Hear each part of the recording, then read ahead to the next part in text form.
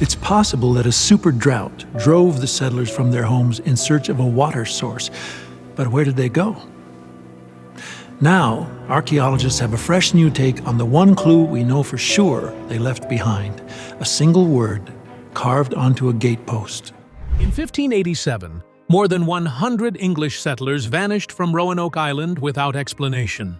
When Governor John White returned 3 years later, the settlement was abandoned, the houses were gone, and only one word, CROATOAN, remained. For centuries, historians have debated their fate. Were they killed, captured, or absorbed into another community? Now, archaeology, historical records, and Native American evidence are revealing new clues about what happened. The truth behind Roanoke may be stranger than anyone imagined. Join us as we uncover the mystery.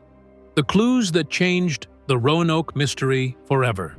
How does an entire colony of 115 men, women, and children vanish from an island without leaving a clear trace behind? For centuries, people reached for the darkest answers, and when facts disappear, stories quickly take their place. For nearly 400 years, Roanoke was surrounded by stories of ghosts, violence, curses, and mysterious deaths. But when the evidence is examined closely, many of those stories begin to fall apart. The first major theory was a massacre. According to the story, hostile Native Americans had attacked the settlers, assassinated them, and carried their bodies away. It sounded believable in an age when European settlers feared attacks from Native communities. But there was one major problem. The evidence did not match the story. A massacre should have left evidence: burned buildings, broken defenses, weapons, graves, or bodies. Yet when Governor John White returned in 1590, Roanoke showed none of these signs. The settlement had simply been abandoned. Spain seemed like another possible culprit, given its rivalry with England and military power. But Spanish records created another problem. They offered no clear evidence of an attack. In the years after Roanoke disappeared, Spanish officials were still trying to locate the English colony. That detail matters. If Spain had destroyed Roanoke, why were Spanish authorities still searching for it afterward? The colony's most powerful European enemy appeared to be just as uncertain about its fate as everyone else. Then came the quieter explanations. Perhaps the settlers had starved. Perhaps disease had unalived them. Perhaps life on the island had become so difficult that the colony simply collapsed. These ideas were certainly possible. The colonists had struggled with food shortages before, and supplies from England were unreliable. But again, there was a problem. If 115 people had died in Roanoke, there should have been some physical evidence. Graves, bones, belongings, or other remains should have survived. Instead, White found something very different. The settlement had been abandoned, and the colonists appeared to have left rather than simply dying where they lived. That left another possibility. Perhaps they had moved. But before historians seriously explored that idea, Roanoke became buried beneath layers of folklore. Local stories spoke of curses and mysterious forces. Some imagined the settlers disappearing into the wilderness or being swallowed by the land itself. These stories were fascinating, but they offered little reliable evidence. Then, in 1937, something happened that made the mystery even stranger. A stone appeared in North Carolina bearing an inscription supposedly written by Eleanor Dare, John White's daughter. The message claimed to describe the fate of the colonists, including their suffering and deaths in the wilderness. The discovery created a sensation. If genuine, the stone could have solved one of America's oldest mysteries.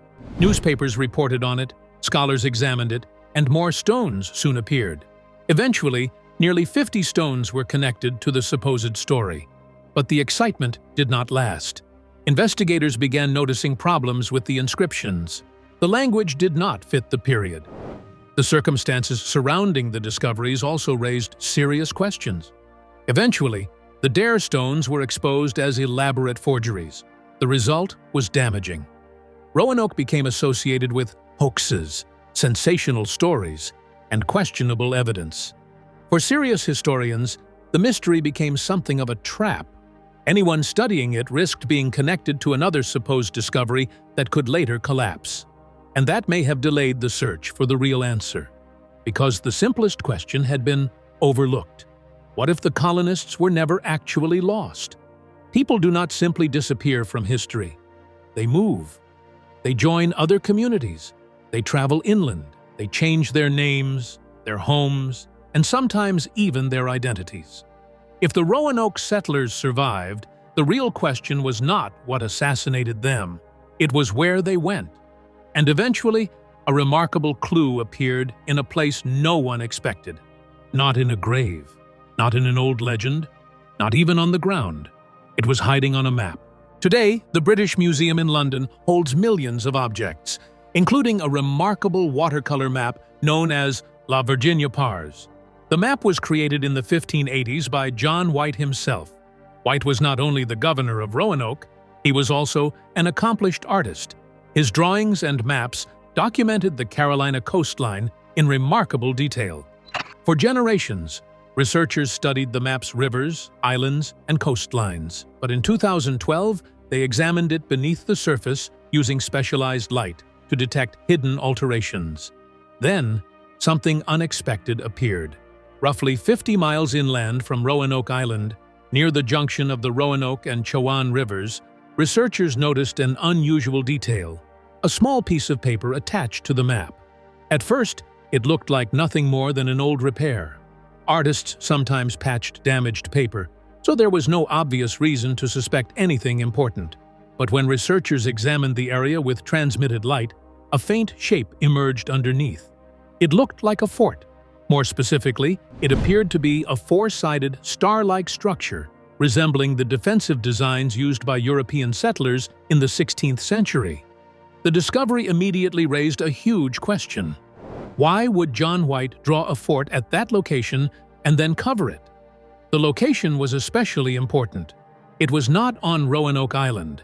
It was inland, near major rivers, and much farther into the Carolina mainland. Suddenly, the idea of the colonists moving inland did not seem so impossible. The map did not prove that the settlers built that exact fort. It did not reveal exactly where every colonist went. But it provided something the older theories desperately lacked: a physical clue pointing toward another location. And then an old piece of evidence suddenly became much more interesting. When John White returned to Roanoke in 1590, he found the famous word CROATOAN carved into the settlement. There was no sign of a battle, and White had previously agreed with the colonists that, if they left, they should mark their destination. Could that have been exactly what happened? Perhaps the settlers had moved willingly. Perhaps they had traveled inland or joined nearby native communities. Perhaps the abandoned settlement was not the end of their story at all. For centuries, Roanoke had been treated as a mystery about disappearance. But the map suggested something far more ordinary and far more fascinating. The colonists may not have vanished. They may have moved.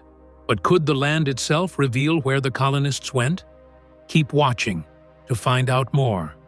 The evidence hidden in the landscape. The map had opened a new possibility. What if the colonists had moved instead of dying? But a possibility is not the same thing as proof. To understand what may have happened to the lost colony, researchers had to look beyond old stories and examine the land, the climate, and even the descendants who might still carry traces of those missing settlers. One of the earliest serious investigations came in 17001, when explorer John Lawson visited the area. By then, the disappearance had already become an old mystery. Lawson examined the ruins and recorded what he could find, but his investigation did not produce a clear answer. After that, serious research into the fate of the colonists largely faded away. For generations, the remains of the settlement simply sat there. Over time, however, the ruins became a curiosity. People traveled to the site to see what was left of the famous colony. In 1819, even President James Monroe visited the location. By the 1860s, visitors described the so-called fort as little more than a worn-down earthwork. People were even digging nearby, hoping to uncover valuable artifacts. Unfortunately, the site continued to suffer. The production of a silent film about the lost colony in 1921 and later road construction caused additional damage. By the 1930s, preservationists realized that if something was not done, even more of the evidence could disappear forever. The National Park Service eventually took control of the area in 1941, creating Fort Raleigh National Historic Site. A decade later, the earthwork was reconstructed in an attempt to restore its original shape. But the biggest clues were not necessarily hiding inside the ruins. Some were hidden in the trees. In 1998, climatologist David W. Stahl and archaeologist Dennis B. Blanton studied the growth rings of bald cypress trees from the region. Tree rings can act like natural records of past climate conditions. Years of good rainfall usually produce stronger growth, while severe drought can leave a much clearer signature. What they found was remarkable. The year 1587 showed the worst growing season in an approximately 800-year record. Think about when that happened. 1587 was the very year the new group of colonists arrived at Roanoke. The following years were also difficult. The research indicated that the Tidewater region experienced an extreme drought between 1587 and 1589. That discovery gave historians something they had been missing for centuries: a possible explanation for why the colony could not survive on its own. The settlers were already struggling with limited supplies. Now, they may have been facing one of the harshest droughts the region had experienced in centuries, and this could explain why the colonists may have been forced to make a difficult decision. They may have needed food, they may have needed water, and they may have needed help from neighboring communities. That possibility fits with an important detail from the historical record.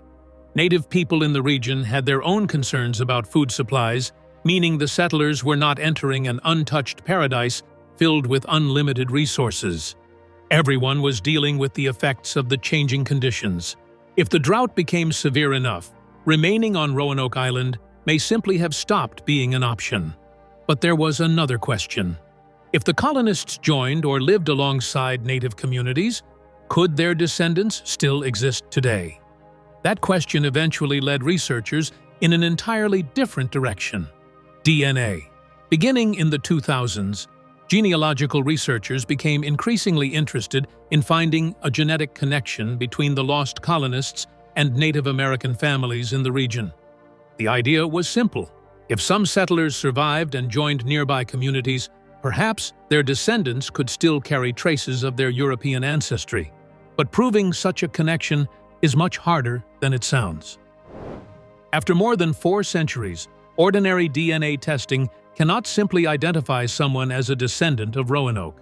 Too much time has passed, and the colonists' genetic material would have been mixed with that of countless descendants over many generations. Researchers therefore looked at specific types of DNA that can sometimes be followed through family lines for much longer periods. Y chromosome DNA can trace certain paternal lines, while mitochondrial DNA can follow maternal lines. But there was one enormous problem. Researchers needed something to compare modern DNA against.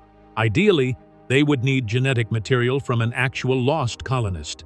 And there is no confirmed skeleton from the colony.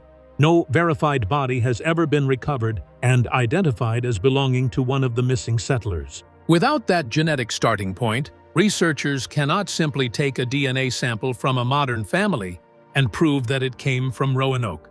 By 2019, these efforts had still not identified a confirmed living descendant of the lost colony. At first, that might sound like another dead end, but it actually tells us something important. The mystery cannot be solved simply by finding someone with a family story about a European ancestor.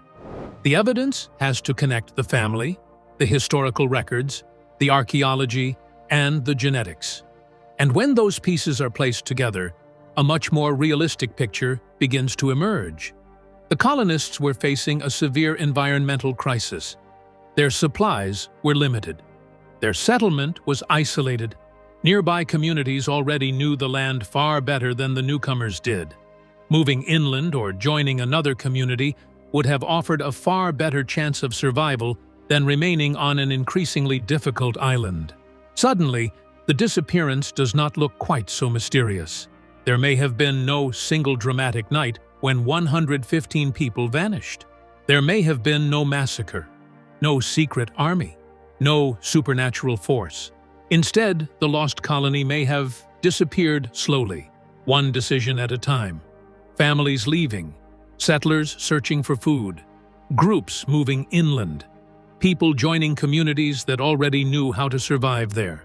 And if that is what happened, then the most important question is no longer whether the colonists survived. It is where they went, and what happened to them after they left Roanoke behind. So, what if the land held clues the colonists left behind? Stay tuned to find out. The archaeological clues that refuse to disappear. If the colonists really survived and moved away from Roanoke, there should be something left behind. A piece of pottery, a tool, a weapon, anything that could connect these missing settlers to another location. That sounds simple? It is not. Archaeologists have spent more than a century searching for that connection, and almost every discovery has created another question instead of providing a final answer.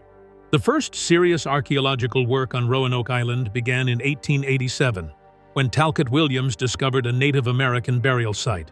He returned several years later and excavated the area believed to contain the old fort. But the search produced nothing that could conclusively explain what happened to the 1587 colonists. Decades later, archaeologist Ivor Noel Hume made several interesting discoveries during work in the area in the 1990s. But there was still a problem.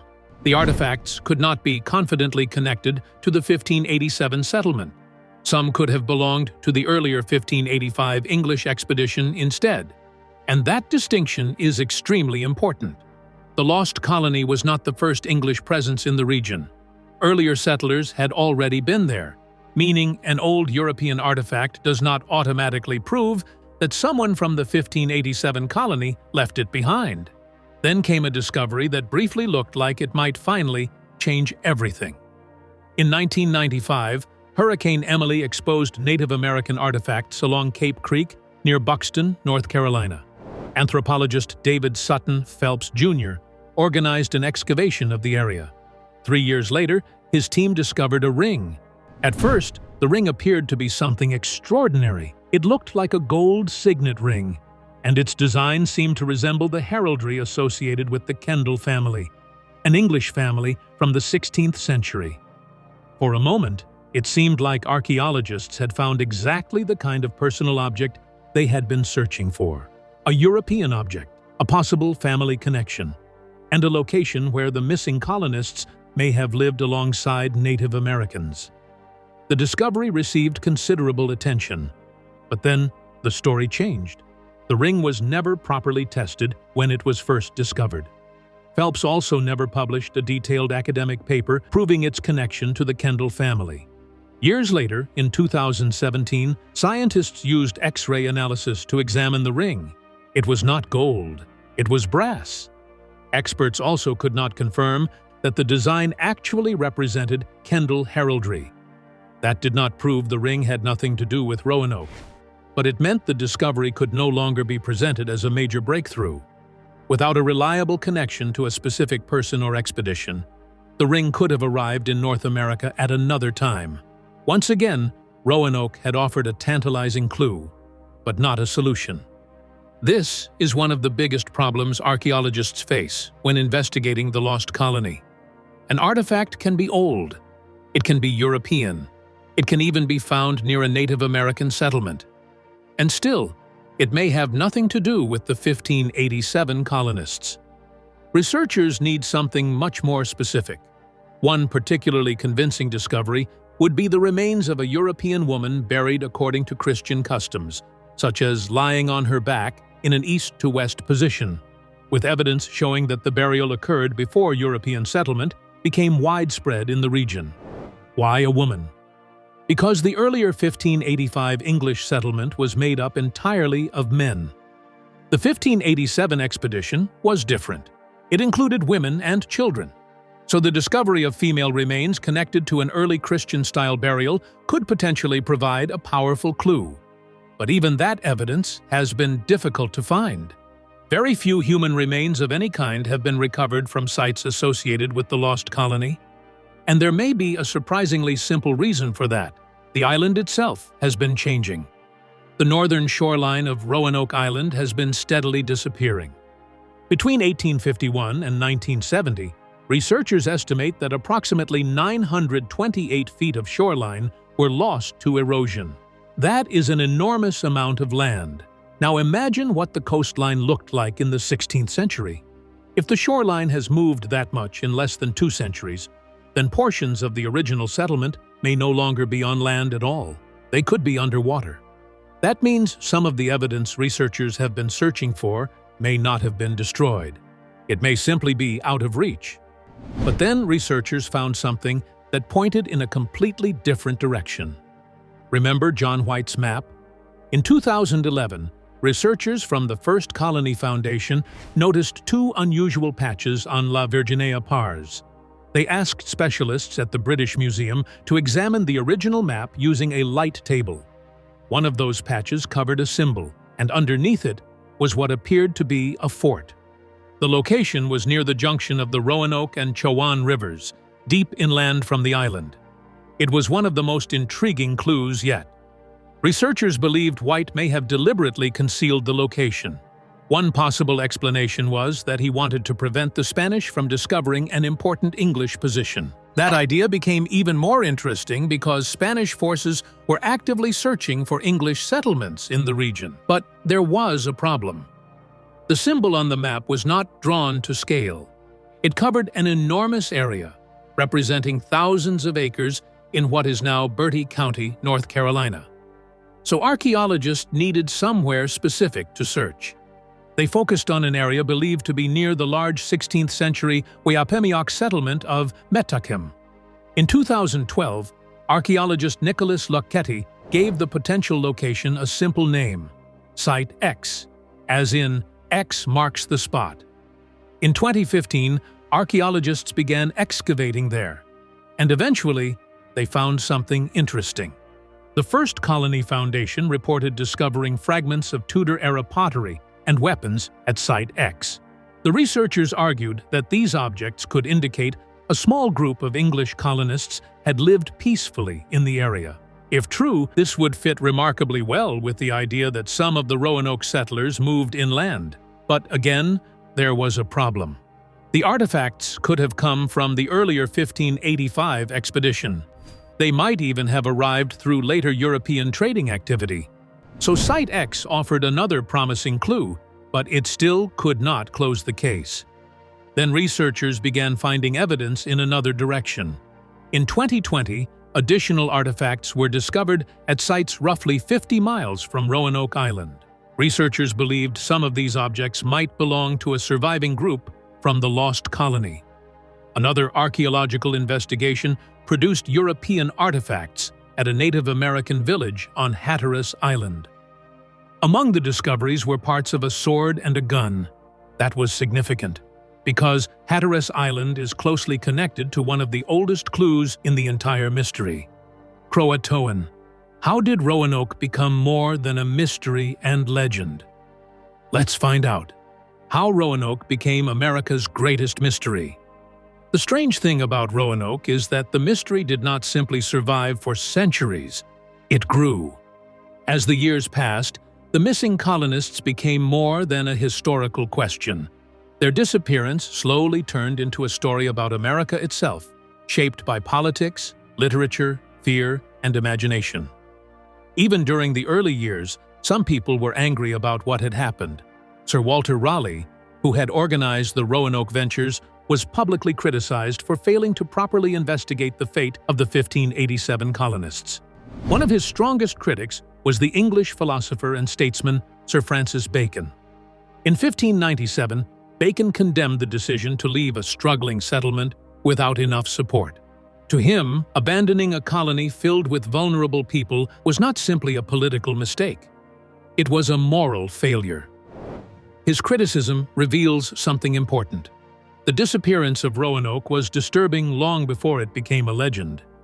People already understood that real families had been left behind. But the story soon began changing. In 1605, a comedy called Eastward Ho! Included characters preparing to travel to Virginia. In the play, they were told that the missing colonists had supposedly married Native Americans and produced an entire population of people of English descent. It was fiction. But the idea was striking because it introduced one of the possibilities that historians would continue debating for centuries. Perhaps the colonists had survived by joining native communities. Then, for a long time, American historians paid relatively little attention to Roanoke. That changed dramatically in the 19th century. In 1834, historian George Bancroft published A History of the United States. His account presented the Roanoke colonists in a much more dramatic way. Bancroft portrayed Walter Raleigh as a visionary leader, emphasized the dangers surrounding the settlement, and highlighted the courage of the colonists facing an unfamiliar environment. But he also gave special attention to one person, Virginia Dare. She was the granddaughter of John White and the first English child born in the Roanoke colony. Bancroft's treatment helped turn her into one of the most recognizable figures connected to the lost colony. The American public was fascinated, and it is not difficult to understand why. Roanoke had everything a national legend needed. There was an ambitious explorer. There were dangerous journeys across the Atlantic. There were mysterious Native American communities. There were settlers struggling in an unfamiliar land. And at the center of it all was a group of people who seemed to disappear without an explanation. Compared with some of the later English settlements, Roanoke offered a much more dramatic origin story. There was no clear ending. No confirmed battlefield, no known graves, just an abandoned settlement and one mysterious word, CROATOAN. The mystery became even more romanticized in literature. In 1837, writer Eliza Lanesford Cushing published a historical romance titled Virginia Dare, or The Lost Colony. This is believed to be the first known use of the phrase the Lost Colony to describe the 1587 settlement, but the book did more than give the colony a famous name. It helped create an entirely new version of Virginia Dare. Instead of simply being a child who disappeared with the rest of the settlers, fictional stories began imagining her growing up among Native Americans. Soon, she became a beautiful young woman at the center of romantic adventures.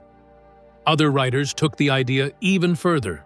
Stories appeared portraying Virginia as a mysterious figure connected to Native American culture. Some even imagined her being transformed into a white deer. By the late 19th and early 20th centuries, the story had become almost completely detached from the limited historical evidence. Virginia Dare was no longer simply a missing colonist's granddaughter. She had become a symbol. And unfortunately, that symbol became connected to some of the racial conflicts of American history. During the 19th and early 20th centuries, the United States was dealing with major arguments over immigration, race, Native Americans, and the place of white Americans in the country's future. The Roanoke story was sometimes used to promote the idea of an exclusively British or white American identity. Virginia Dare could be presented as an idealized symbol of white heritage. Even during the women's suffrage movement of the 1920s, her name was sometimes used in political arguments. Supporters appealed to North Carolina lawmakers by claiming that giving white women the vote would help preserve white political power. This was far removed from anything we actually know about the historical Virginia Dare, but it shows how powerful the Roanoke story had become. The colonists were no longer just people who had disappeared. They had become characters in America's cultural imagination. That fascination also turned Roanoke into a tourist attraction. Beginning in the 1880s, celebrations were held on Roanoke Island around Virginia Dare's birthday. Then, in 1937, playwright Paul Green's outdoor drama The Lost Colony opened on the island. The production was designed to bring the story to life for audiences and quickly became an important part of the area's identity.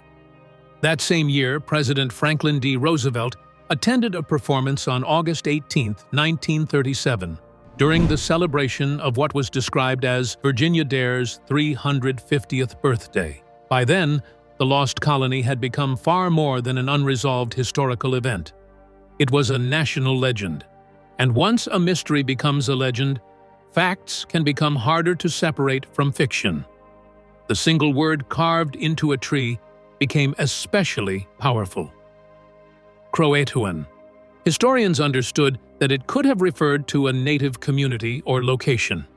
But popular culture transformed it into something much darker. The word began appearing in horror stories, novels, television shows, and movies. Writers imagined it as a curse, a supernatural warning, a doorway to another world. Even Stephen King used CROATOAN in his fiction. The word also appeared in supernatural, American Horror Story, comics, and other stories. In American Horror Story, Roanoke, the historical mystery was transformed into a completely fictional tale involving ghostly colonists and supernatural violence. None of that is evidence of what actually happened.